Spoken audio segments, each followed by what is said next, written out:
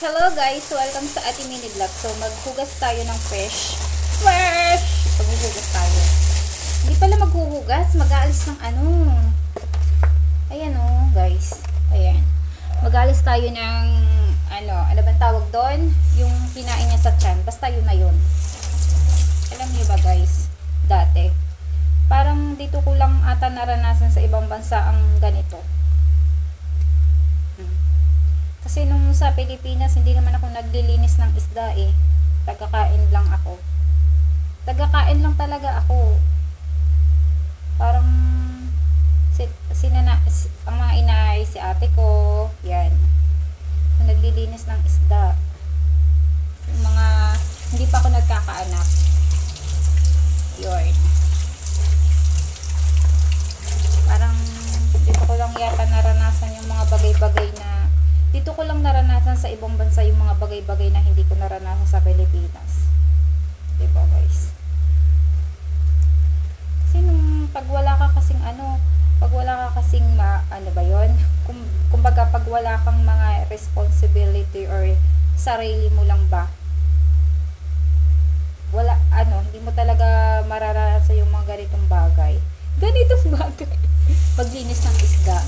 Ay, yun, nung mga tagbata ko, mga 16, basta ako nun, elementary hanggang high school, hanggang hindi ko naranasan maglinis ng isda.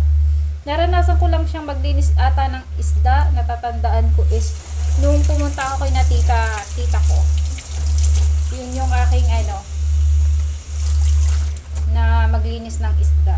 Marunong naman akong maglinis, pero pag ang nanay ko naglilinis ng isda, ang inay, nako, pinapanood ko lang kung ano yung tinatanggal. Kaya ayun, kaya nalalaman. Yung mga kabataan ko, iba yung mga ginagawa ko guys, hindi pang babae, pang lalaki. Kaya siguro ganun. Mga panlalaking gawain yung aking ginagawa. Kaya nung nasa probinsya ako, di talaga ako naghuhugas ng plato. Siguro pag wala akong ginagawa, yun, nagwawalis ako ng harapan, yun lang. Pinaglalaba ko ang inay. Pag naglalaba ako, para ko washing machine kasi ang bilis kong matapos. Tas yung ate ko, napakabagal, naiinis ako dun. Lagi kaming aso at pusa. Lalo na kapag maglilinis ng bahay, napakatagal, napakabagal. Ako kahit ilang planggana pa yan, mabilis akong matapos. At saka nung mga panahon na yun, kapag sa ilog ka naglaba, ang dali-dali lang maglaba. Ako na may naglalaba kasi kapag ang tatay inaluwas, di ba, nagbabay and sell siya. Pag naluwas siya, edi naiiwan yung mga barya niya sa short niya. Hindi niya kinukuha. Ang kinukuha lang niya yung wallet niya. Syempre, pag labahan portion, nakasabit lang yung short niya, kinukuha ko. Di kapag may barya sa akin ang punta. Ako'y tuwan-tuwa na nun, kaya ang sipag kong maglaba. Diba? Yun lang yung natatandaan kong gawaing babae sa bukid. More on, ang ginagawa ko is gawain ng lalaki. Kung anong ginagawa ng tatay ko, ginagawa ko din sa bukid, ganun.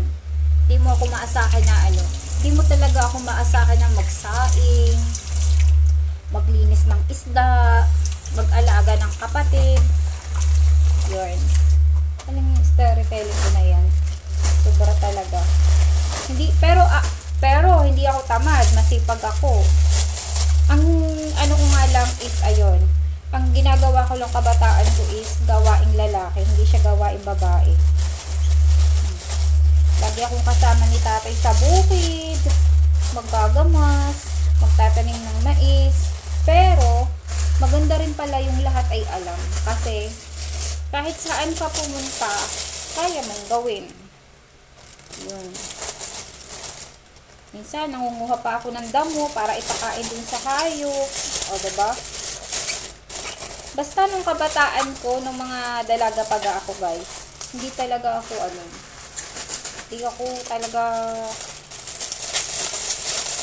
nag-aano na, maghugas ng isda, mag-alis ng magluto, mag-alaga ng kapatid.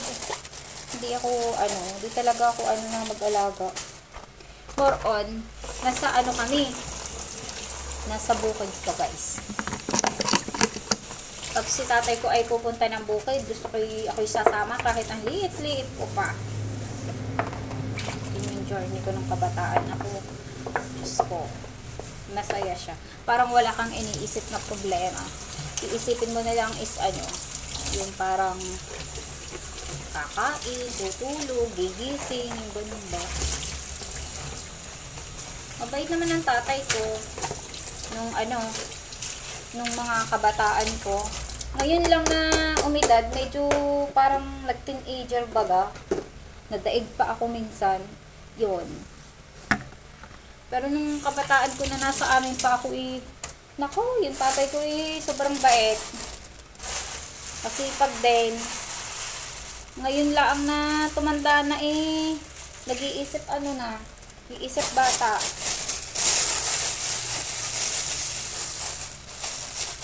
Parang lang, teenager baga. So, yung kabataan ko nga guys, sobrang nga. Bakit nga ganun? Pero ngayon, parang maganda naman talaga yung ganun. Yung halimbawa na, alam mo ang lahat. Alam mo ang lahat na bagay. Kasi kahit saan ka dalhin ng mga paa mo, kaya mong gawin. Kesa naman, hindi mo alam. Yun. O, diba? Yun lang guys. Thank you for watching. Ito yung fish natin. Ilalagay ko na siya sa ref. Binalot ko ng plastic. Ganyan lang. Thank you for watching guys. And keep and safe. And God bless.